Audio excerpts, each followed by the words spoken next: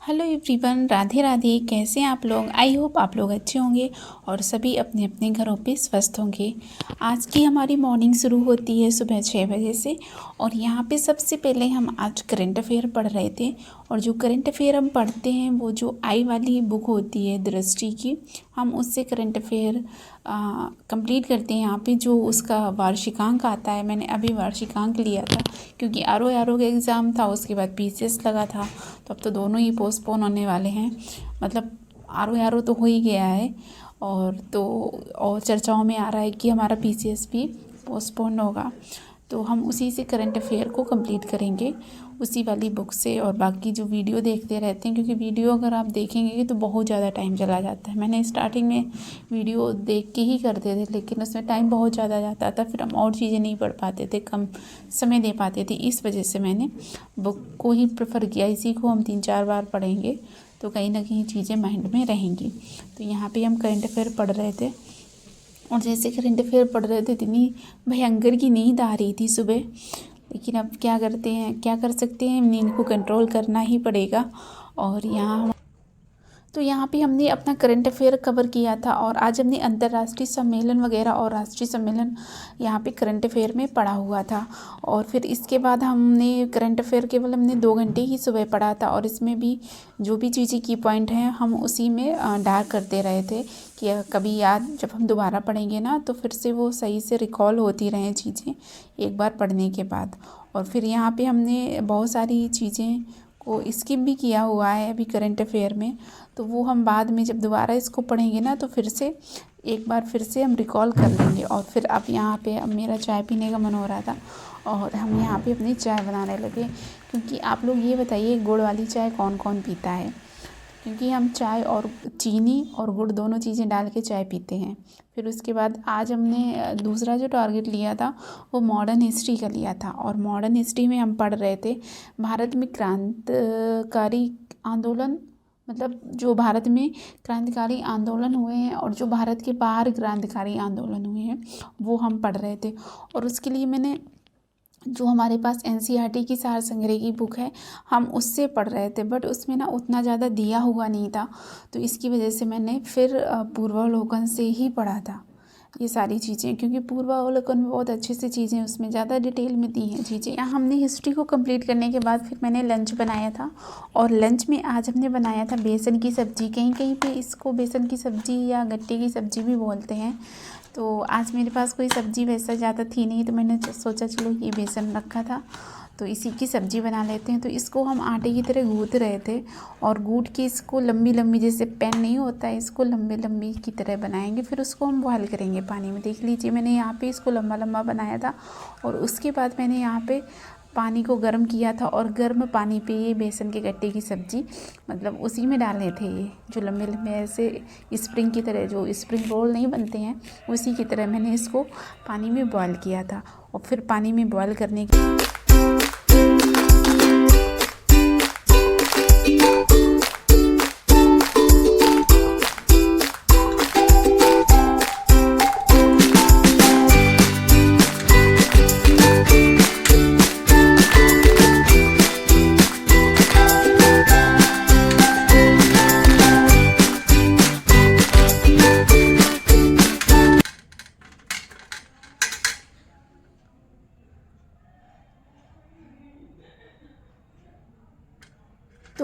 तो इस तरह से हम ये वाली सब्ज़ी बनाए हुए थे।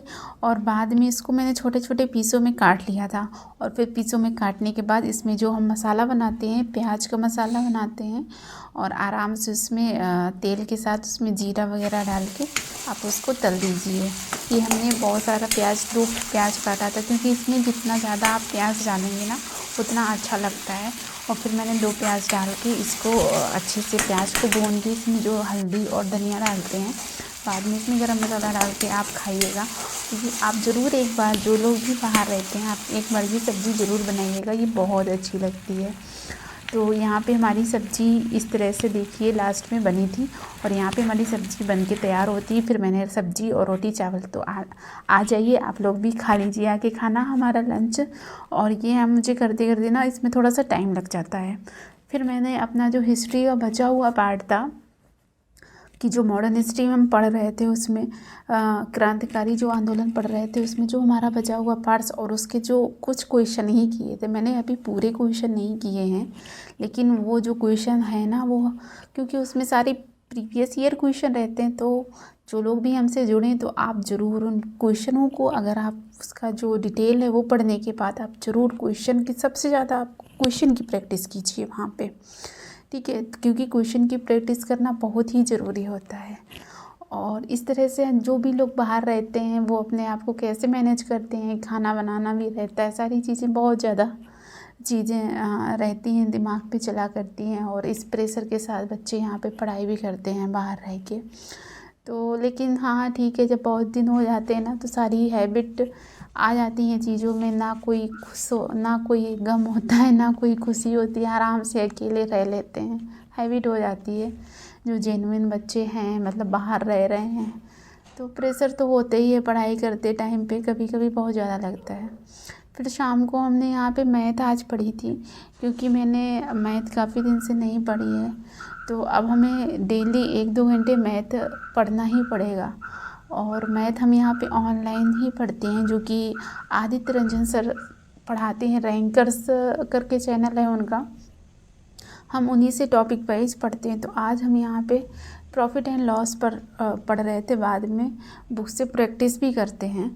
तो जो भी वो पूरा, मतलब वो अच्छे से टॉपिक पढ़ा देते हैं वहाँ पे, और फिर आप प्रैक्टिस कर लीजिए मतलब बुक से, तो अच्छे से क्लियर, क्योंकि मैथ एक ऐसा सब्जेक्ट है, जब तक आप इसकी प्रैक्टिस नहीं करेंगे तब तक ये समझ में नहीं आता। आपको कितनी भी मैथ आती हो, लेकिन वैसे तो हमारी मैथ इतनी ज़्यादा स्ट्रॉन्ग नहीं है, वीक ही है, एवरेज है, ऑन एन एवरेज ही मान सकते हैं आप।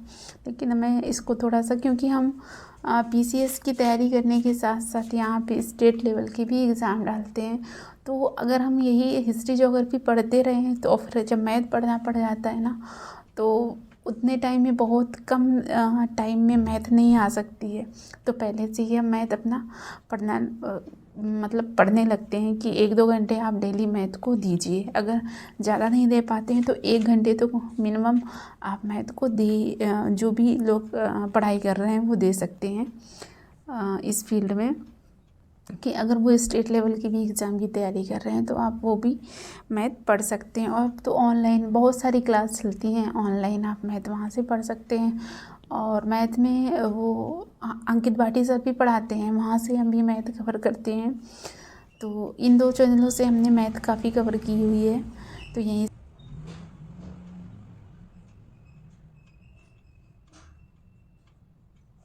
हेलो एवरीवन, कैसे हैं आप लोग? आई होप आप अच्छे होंगे।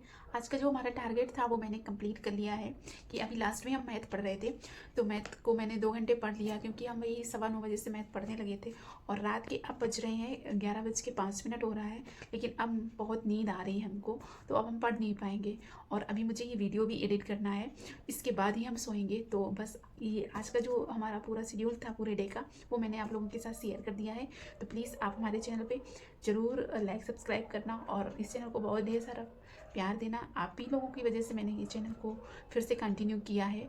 तो अभी जो मैंने पढ़ा था वो सारा मेरा कंप्लीट हो गया, क्योंकि लास्ट में मैंने मैथ पढ़ी है, और अभी इसका मैंने, आप आगे देख ही चुके होंगे कि मैंने मैथ किस हिसाब से पढ़ते थे, क्योंकि थोड़ा सा मुझे ऑनलाइन ही मैथ पढ़ते हैं। मैथ की वैसे पीसीएस में आप लोग कहेंगे कि कोई ज़रूरत नहीं होती है, लेकिन और भी हम एग्ज़ाम देते रहते हैं स्टेट लेवल के, तो जहाँ मैथ पूछी जाती है, तो अगर वो रिदम बना रहेगा चीज़ों को, तो मैथ में अच्छी सी, क्योंकि मैथ प्रैक्टिस ही मांगती है, तो आप 1-2 घंटे ज़रूर, जो भी तैयारी कर रहे हैं, अगर वो स्टेट की भी एग्ज़ाम की तैयारी करते हैं तो मैथ ज़रूर पढ़ें, क्योंकि मैथ बिना प्रैक्टिस के नहीं आती है।